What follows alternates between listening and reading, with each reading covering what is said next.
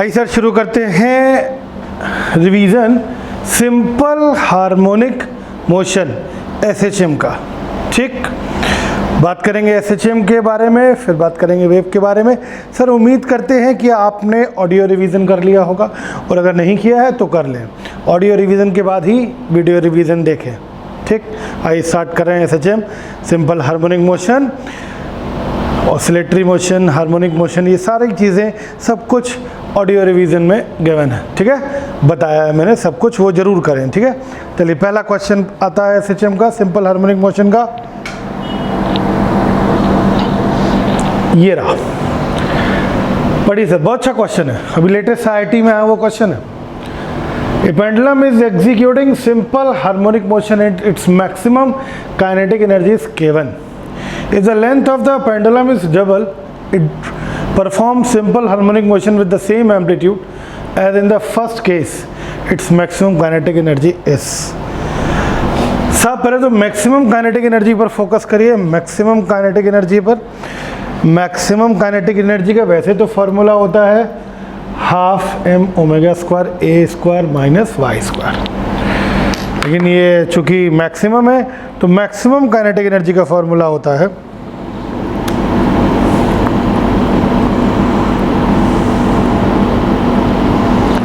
Half M omega square A square. ठीक, question में भैया आपसे कहे हैं कि एम्पलीट्यूड में कोई चेंज नहीं किया गया है। एम्पलीट्यूड सेम रहता है, वही रहता है जो बोले आपसे। ठीक, एक दूसरा पेंडुलम लिया गया जिसकी लेंथ डबल कर दी गई है, काइनेटिक एनर्जी पूछी गई है। साहब अगर लेंथ की बात करें तो लेंथ अगर चेंज करेंगे, लेंथ अगर हम चेंज करेंगे तो पक्की बात है ओमेगा चेंज होगा। लेंथ चेंज करेंगे तो ओमेगा चेंज होगा। बोलो भाई, तो kinetic energy is equal to half M omega square. Omega square की जगह आपको याद है ना ओमेगा का formula, T is equal 2 pi into del by g, omega square g by l आया था। तो यहाँ पे मैं g by l a square लिख दूँ, यानी kinetic energy inversely proportional to the length. पहले बताओ ये समझ में आया कि नहीं? Kinetic energy inversely proportional to the length. Clear है सर? अब कह रहा है क्या सर, काइनेटिक एनर्जी पहले K1 है तो K1 upon K2 is equal to हो जाएगा L2 अपॉन L1। लेंथ को डबल कर दे रहे हैं सर, 12 कर दिया, पहले L थी भाई, पहले L है बाद में 12 हो गई, L से L कैंसिल होगा तो K1 upon K2 is equal to 2 आ गया। It means K1 is equal to 2K2। बहुत अच्छा क्वेश्चन है, वेरी इंपॉर्टेंट, IIT 2018 का है ये, 2019 का सॉरी। ठीक है, मेंस का ध्यान रखिएगा। ठीक है सर, चले नोट कर लीजिए पॉज करके, अगले क्वेश्चन पे आते हैं सर। ये तो बड़ा ही कॉमन सा क्वेश्चन है भाई, पढ़ लीजिए सर।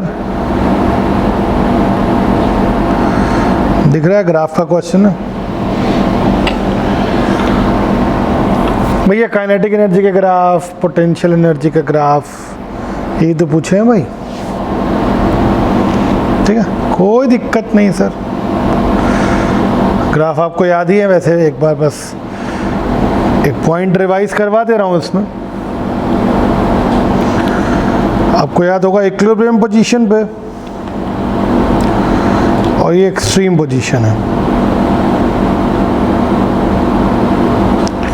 इक्विलिब्रियम पे काइनेटिक एनर्जी मैक्स होती है और पोटेंशियल 0 होती है एसएचएम में, और एक्सट्रीम पर पोटेंशियल एनर्जी मैक्स होती है, काइनेटिक 0 होती है। याद आया? और टोटल एनर्जी हमेशा फिक्स रहती है, कांस्टेंट रहती है, value half M omega square A square, ये टोटल होती है।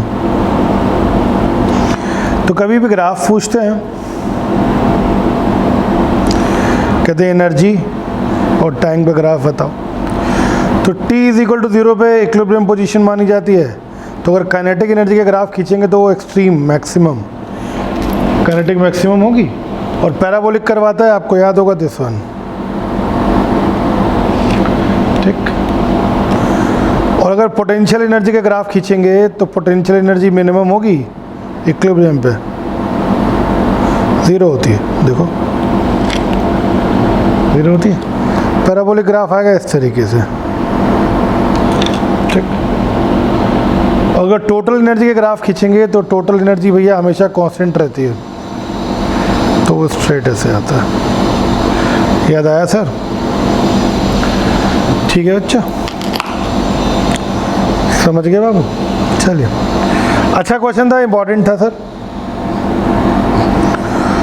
आइए अगले क्वेश्चन पे चलते हैं, पॉज करके नोट करिएगा।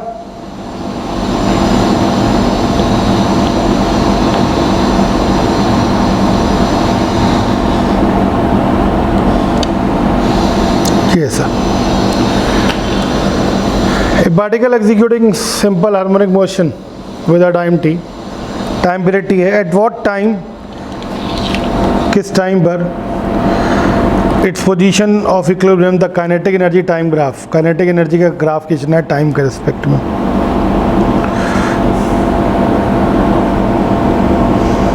सर गौर करो, याद है ना आपको, पूरा टाइम पीरियड t हो तो काइनेटिक एनर्जी का टाइम पीरियड t/2 होता है, पोटेंशियल एनर्जी का भी टाइम पीरियड t/2 होता है, काइनेटिक माइनस पोटेंशियल का भी टाइम पीरियड t/2 होता है, और टोटल का टाइम पीरियड इनफाइनाइट होता है। याद आया? तो इसका मतलब अगर गौर करें हम, थोड़ा सा सिर्फ काइनेटिक एनर्जी पे ध्यान दें, थोड़ा सा ध्यान दीजिएगा, रिवाइज करवा दे रहा हूँ। काइनेटिक एनर्जी यहाँ 0, यहाँ मैक्स। साहब याद है यहाँ से यहाँ तक जाने का टाइम कितना, t/4, और फिर आने का टाइम t/4। तो मैक्सिमम से मिनिमम हो रही है t/4 में, और t/4 में, सॉरी यहाँ मिनिमम है, गलती से लिख गया मैं,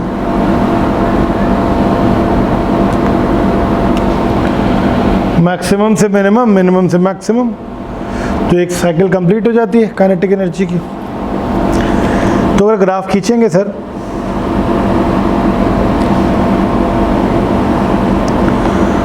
काइनेटिक एनर्जी और टाइम का,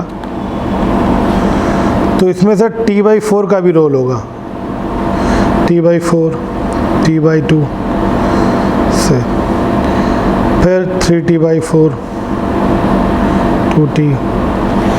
काइनेटिक ग्राफ मैक्सिमम से शुरू होगा, t इज इक्वल टू 0 पर मैक्सिमम, फिर t/4 पर मिनिमम, फिर मैक्सिमम, फिर मिनिमम, ऐसे करके होगा। याद आया सर? ठीक है, तो ये ऑप्शन कौन सा दिया है, सी। ठीक है, हाँ अगर ये ग्राफ पोटेंशियल एनर्जी और उसमें पूछा गया होता तो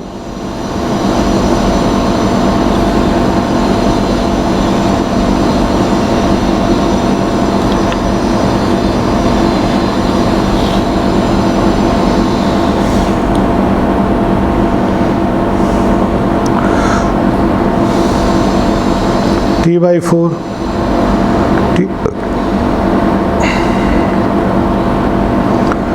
तो potential t is equal to 0 पे 0, फिर मैक्सिमम, फिर मिनिमम, ऐसे होता, फिर मैक्सिमम, फिर मिनिमम, ऐसा। This is graph of potential energy. Clear है सर? ठीक है, ये मैक्स हो गई, t/4 पे मैक्सिमम हो जाएगी, फिर मिनिमम हो जाएगी, फिर मैक्सिमम हो जाएगी, फिर मिनिमम हो जाएगी। Sorry sorry sorry sorry sorry sorry sorry sorry, graph ऐसे नहीं आएगा,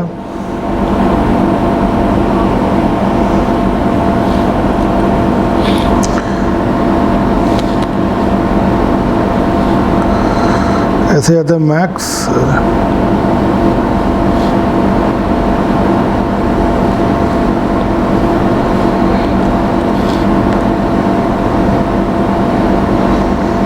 ऐसे ही आएगा, ऐसे ऐसे ही आएगा, ऐसे ही। ठीक है, ठीक है, सही था, गुड। ठीक है सर, चलिए।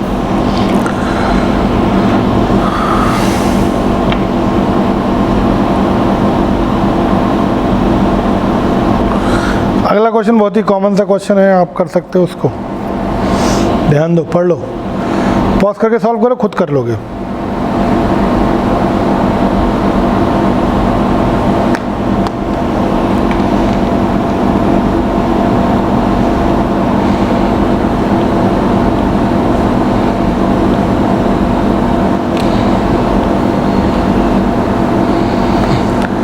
Five sine 3 pi T plus √3 cos 3 pi T, ये है। अरे यार 5 का मल्टीप्लाई कर दो, 5 sine 3 pi T plus 5 √3 cos 3 pi T. ठीक है, क्या आप एम्पलीट्यूड निकाल पाएंगे? यस, एम्पलीट्यूड होगा अंडर रूट, याद है A square plus B square, equation याद है? अगर इक्वेशन दी हो A sine omega T plus B cos omega T की, याद आया सर? तो इस एम्पलीट्यूड सब ए पता है 5, बी ये रहा, वैल्यू पुट कर दें तो बताओ एम्पलीट्यूड कितना आएगा? अंडर रूट ए स्क्वायर 5 का स्क्वायर प्लस 5 √3 का होल स्क्वायर, तो कितना देगा? Under root 25 plus 75, 25 plus 75 √100, that is 10। तो एम्पलीट्यूड इज 10। फिर सर ओमेगा भी पूछते हैं आपसे, कोई दिक्कत नहीं, कोई दिक्कत नहीं। कंपेयर करो अगर इक्वेशन को, तो मुझे लग रहा है ओमेगा की जगह क्या लिखा है? ओमेगा की जगह 3 पाई लिखा है भाई। कंपेयर कर लो यहाँ से यहाँ तक, देखो ओमेगा 3 पाई है, तो ओमेगा की जगह मैं 2 पाई बाई टी लिख दूँ। मुझे लग रहा पाई से पाई कैंसिल होगा, तो टी की वैल्यू आएगी 2/3 second. This is time period. ये आंसर होगा, ये एम्पलीट्यूड, ये टाइम पीरियड। क्लियर है बच्चों? समझ गया सर? बहुत अच्छा क्वेश्चन था, कर लीजिएगा। चलिए इधर एक क्वेश्चन कराते हैं। अगला क्वेश्चन है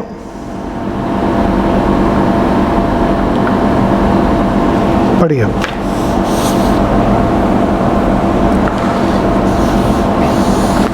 क्वेश्चन को पढ़िए और पॉज करके सॉल्व करिए। चलिए मैं बताता हूँ, जिसका आंसर आ गया वेरी गुड, जिसका नहीं आया उसका आ जाएगा। बहुत आसान है बच्चों, देखो एम्पलीट्यूड कितना दिया है? 5 दिया। डिस्प्लेसमेंट कितना दिया है? 4 सेंटीमीटर दिया। इस मोमेंट पर कह रहे हैं वेलोसिटी का जो मैग्नीट्यूड है, न्यूमेरिकल वैल्यू, और जो एक्सेलरेशन की न्यूमेरिकल वैल्यू है, मैक्स एक्सेलरेशन, वो सेम है। जब डिस्प्लेसमेंट कुछ y होता है, ठीक, सॉरी y डिस्प्लेसमेंट पे ना, एट y डिस्प्लेसमेंट वेलोसिटी और एक्सेलरेशन सेम दिया ना। आपसे ये पूछा गया है कि ओमेगा कितना होगा, टाइम पीरियड कितना होगा।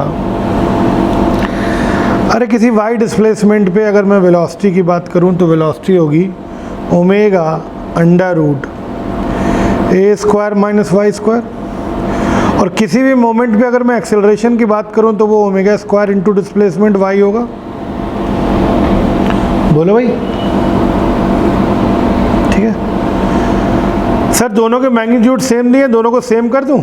दोनों को सेम कर दे रहा हूं भैया। Omega under root a square minus Y square is equal to omega square into y. मुझे लग रहा है एक ओमेगा कैंसिल होगा, दोनों तरफ का होल स्क्वायर कर दिया जाए, A square minus Y square is equal to Y square हो जाएगा, ओमेगा स्क्वायर वाई स्क्वायर हो जाएगा।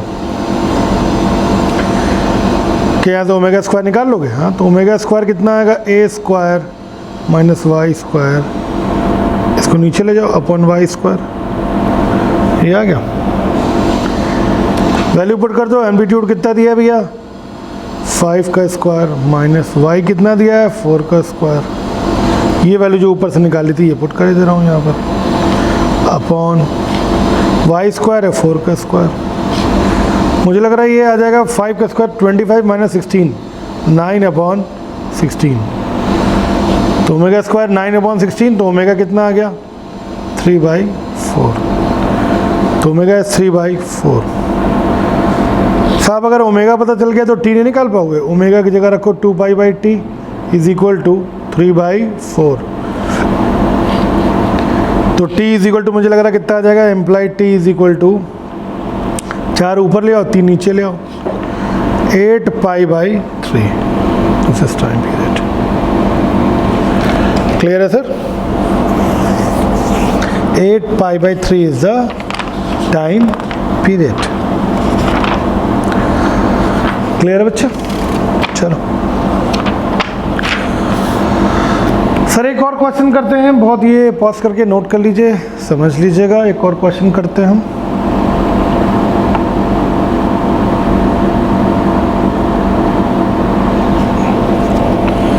ये क्वेश्चन है,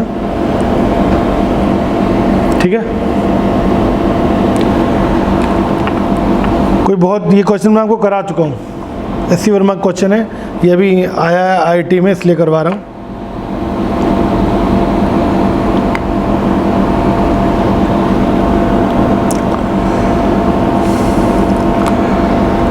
साहब एक स्प्रिंग बैलेंस ब्लॉक बंधा हुआ, ठीक, इस पर चार्ज है Q, स्प्रिंग का स्प्रिंग कांस्टेंट है ये, तो T is equal to time period जो भी होगा 2π/m/k होगा, ये होगी इसकी इक्विलिब्रियम पोजीशन O, ठीक ठीक। फिर कहते हैं सेकंड सिचुएशन में, ये फर्स्ट सिचुएशन है, सेकंड सिचुएशन में आपसे कहा जा रहा है, सब कुछ है ये, बस एक इलेक्ट्रिकल फील्ड लगा दी, ई इलेक्ट्रिकल फील्ड। यार जो भी अगर इलेक्ट्रिकल फील्ड लगा दोगे तो क्या ये ब्लॉक यहीं रहेगा? अरे चार्ज है इस पर भाई, ये थोड़ा आगे चला जाएगा भैया, तो ये ब्लॉक शिफ्ट होकर थोड़ा आगे चला जाएगा। अब ये इसकी इक्विलिब्रियम पोजीशन आ जाएगी O डैश, फोर्स लगेगा ना इलेक्ट्रिकल इस तरफ, इस वजह से O डैश, ठीक है सर। ये O डैश जो आ गया है, जो आगे शिफ्ट हो गया है, ठीक, लेकिन अगर मैं कहूँ टाइम पीरियड पर कोई फर्क नहीं पड़ने वाला, क्यों? क्योंकि स्प्रिंग पेंडुलम का टाइम पीरियड सिर्फ मास पे डिपेंड करता है और स्प्रिंग के नेचर पे, और ना ही स्प्रिंग बदली है और ना ही मास बदला है, ना ही स्प्रिंग चेंज हुई है और ना ही मास चेंज हुआ है, तो इस वजह से टाइम पीरियड पर कोई फर्क नहीं पड़ेगा। सिर्फ बदलेगी क्या? अरे बदलेगी ये इक्विलिब्रियम पोजीशन, सिर्फ शिफ्ट क्या होगी? इक्विलिब्रियम पोजीशन, O से किसी O डैश पे आ जाएगी बस, यानी कि time period remains constant, time period या फ्रीक्वेंसी कांस्टेंट रहेगी, सिर्फ चेंज क्या होगा? इक्विलिब्रियम पोजीशन, इक्विलिब्रियम पोजीशन सब चेंज हो जाएगी, ठीक है, इक्विलिब्रियम पोजीशन चेंज हो जाएगी। क्लियर है सर? समझ गया भैया? चलिए क्वेश्चन नंबर 6 के बाद आइए एक बहुत अच्छा क्वेश्चन करने जा रहे हैं, इसमें मैकेनिक्स का भी काफ़ी इन्वॉल्वमेंट होगा।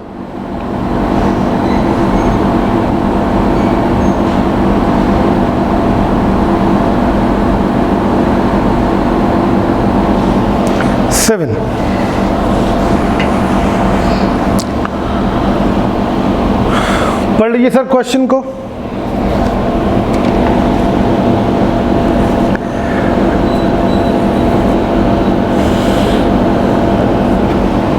पढ़ लिया सर? चलो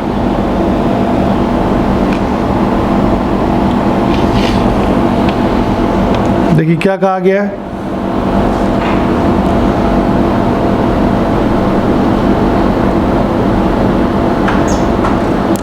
एक ब्लॉक है,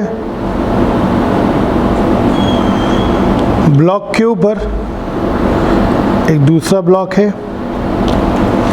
इस ब्लॉक को स्प्रिंग से कनेक्ट कर दिया। मान लीजिए कैपिटल एम मास है, ये स्मॉल एम मास है। फ्रिक्शन कोएफिशिएंट म्यू एस दिया हुआ है, ठीक है। आपने सर क्वेश्चन पढ़ा होगा, उसमें देखेंगे आप लिखा है A block P of mass m is placed on a horizontal frictionless plane. A second block of same mass m is placed on its be connected to the spring. Same mass है, मास बाद में same कर देंगे। अभी मैंने capital M small M लिया है, दोनों की वैल्यू सेम कर दी जाएगी। Spring constant, the two block are pulled by a distance pulled by, ये पेल्ड कर दिया, पुल्ड है, pulled by a distance a, कुछ a डिस्टेंस तक खींच के छोड़ दिया जाता है। दोनों देखो, block Q oscillate without slipping. Q जब बिना स्लिपिंग के ऑसिलेट कर रहा है, इसका मतलब P को भी इकट्ठे लेके चल रहा है। वो Q जो है P पर स्लिप नहीं कर रहा। इस बात पर फोकस करना। Block Q oscillate without slipping, यानी कि जो Q है ये P पर स्लिप नहीं कर रहा है, इसका मतलब ये Q वाला ब्लॉक P को भी अपने साथ लेके चल रहा है। What is the maximum value of frictional force between the two block? दोनों ब्लॉक के बीच में फ्रिक्शन फोर्स की वैल्यू पूछिए, मैक्सिमम क्या होगी, ताकि वो इकट्ठे ऑसिलेट कर सकें। बोलो भैया, ठीक। अब थोड़ा सा गौर करिएगा इस क्वेश्चन की कहानी को, अच्छा क्वेश्चन है। Maximum force on the block, भाई मैक्सिमम कितना फोर्स लग सकता है ऑन अपर ब्लॉक? ये ऊपर वाले ब्लॉक पर जो भी फोर्स लगे, maximum m into acceleration maximum, ये तो F बराबर m से, इसकी वैल्यू फ्रिक्शन से ज़्यादा नहीं होनी चाहिए, फ्रिक्शन के बस बराबर हो या कम हो, इससे ज़्यादा नहीं होना चाहिए।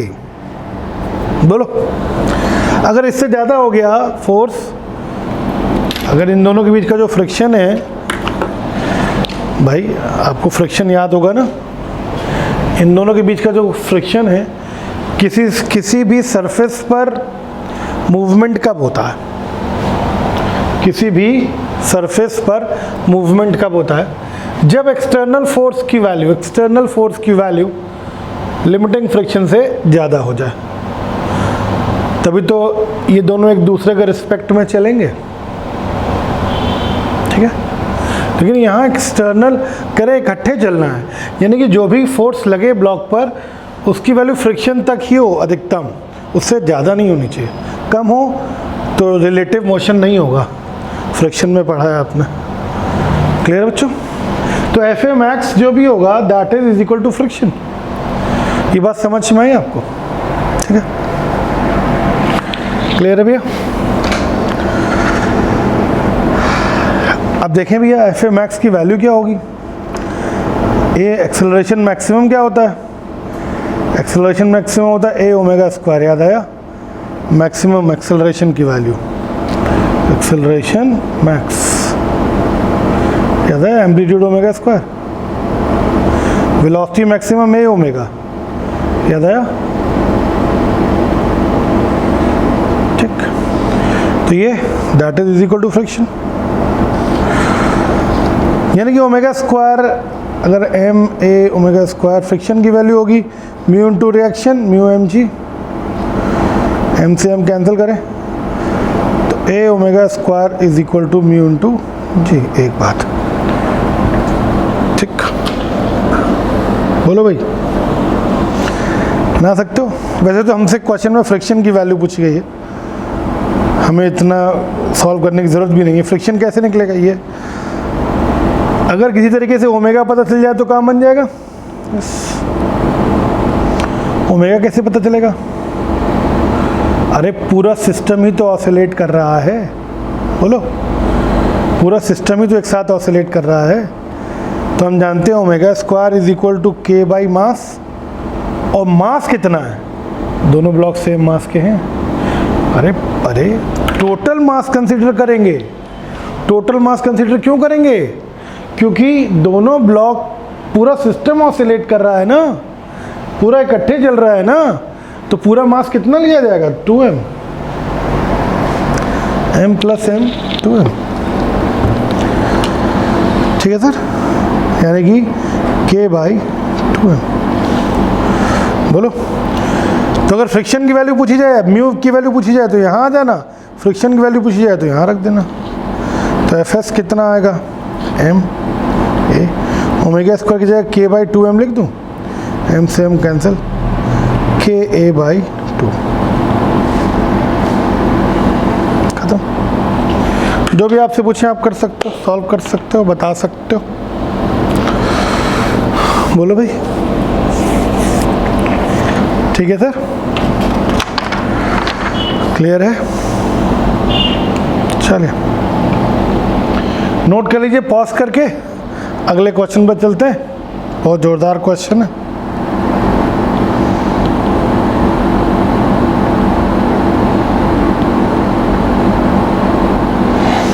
बहुत अच्छा क्वेश्चन है, पढ़िए आराम से क्वेश्चन को।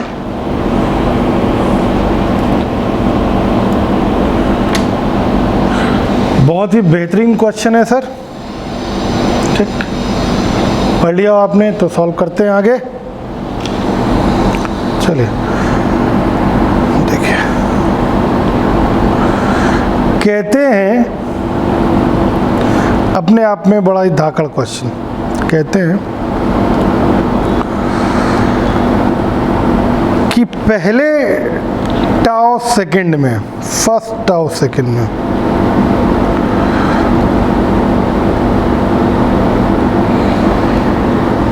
बॉडी कितना चल रही है? ए। नेक्स्ट टाउ सेकंड में बॉडी कितना चल रही है? 2a। बोलो, पहले टाउ सेकंड में देख लीजिए क्वेश्चन में, देखिए एक एक लाइन पढ़िएगा। A particle move with SHM motion straight line first tau second after starting from rest. ये रेस्ट से चली, ये भी ध्यान रखना, इस पर भी जरा फोकस करना। From rest it travel a distance से एंड अनदर टाउ में, ठीक है।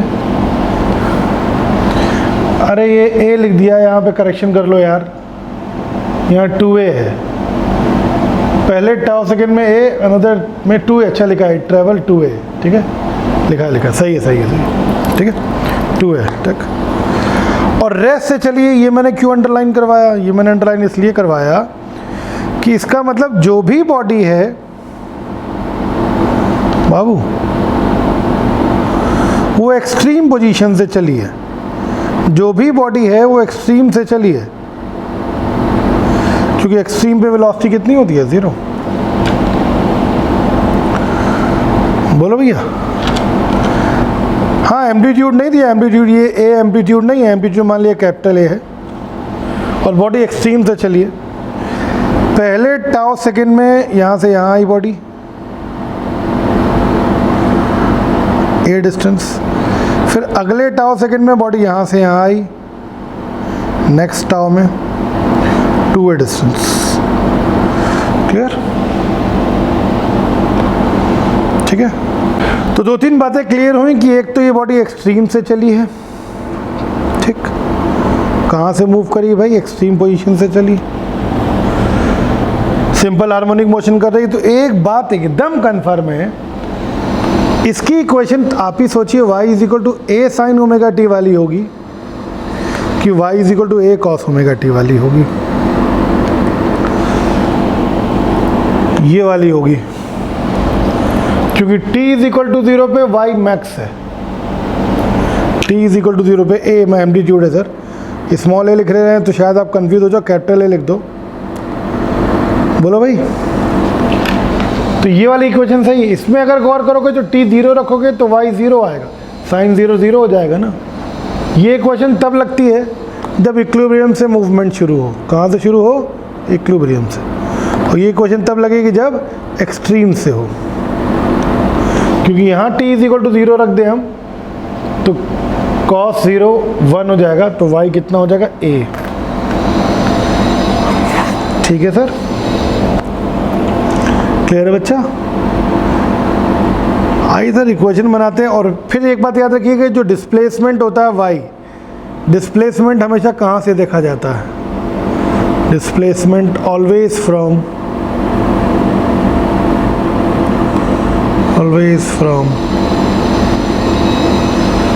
Equilibrium position. डिस्प्लेसमेंट सर हम कहाँ से देखते हैं? ऑलवेज फ्रॉम इक्विलिब्रियम पोजीशन से देखते हैं। ठीक है भैया, ठीक है बच्चा। चलिए इधर शुरू करते हैं। बताइए इक्वेशन में ये वैल्यूज़ रखेंगे हम, क्योंकि हमको पूछा जा रहा है कि कितने टाइम पर क्या होने वाला है। ठीक, ऑप्शन में टाइम पीरियड पूछ रहे हैं, ओमेगा पूछ रहे हैं, निकालना हमको। तो बताइए पहले में अगर मैं कहूँ कि इसकी ये फर्स्ट पोजीशन है तो ये कितना होगा? ये होगा a माइनस ए होगा डिस्प्लेसमेंट। तो डिस्प्लेसमेंट में a minus a is equal to a cos omega t लिख दूँ।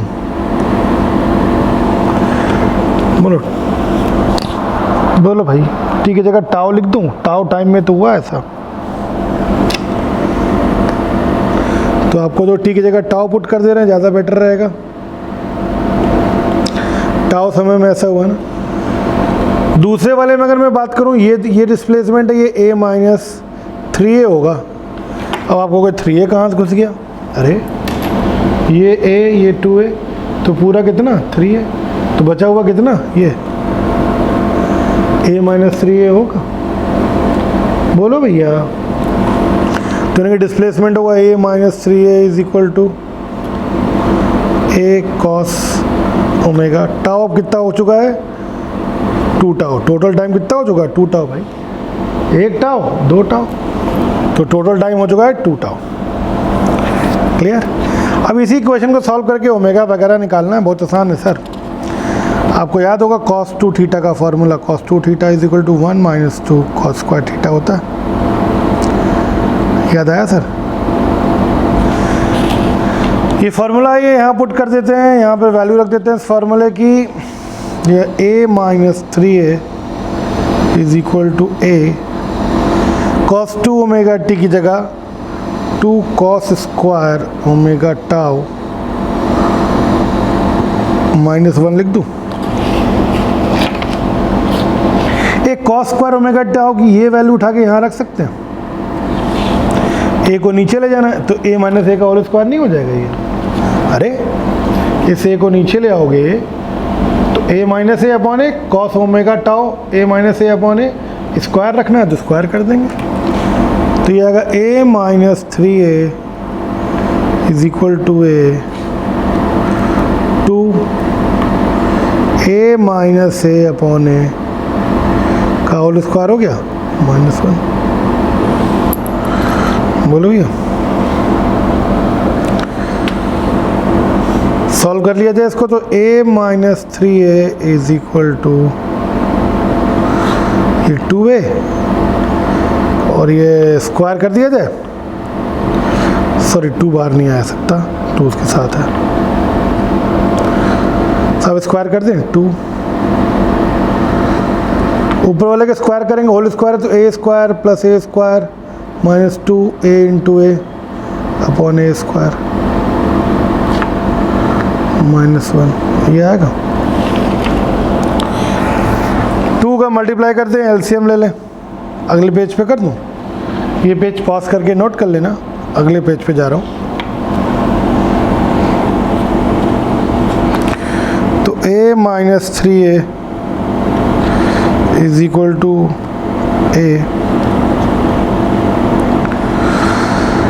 2 का मल्टीप्लाई करते हैं 2a square plus 2a square minus 4a into a upon a square minus 1 है।